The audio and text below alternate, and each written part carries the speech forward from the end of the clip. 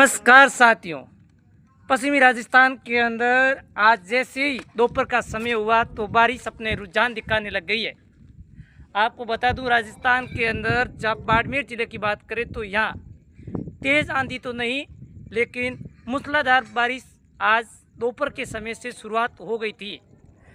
वाकई में बता दूं, राजस्थान के अंदर पिछले 3-4 दिनों से जो गर्मी है वो पकड़ बनाए रखी थी, लेकिन आज बारिश हुई तो यहाँ क्षेत्र के अंदर ठंडी लहर आई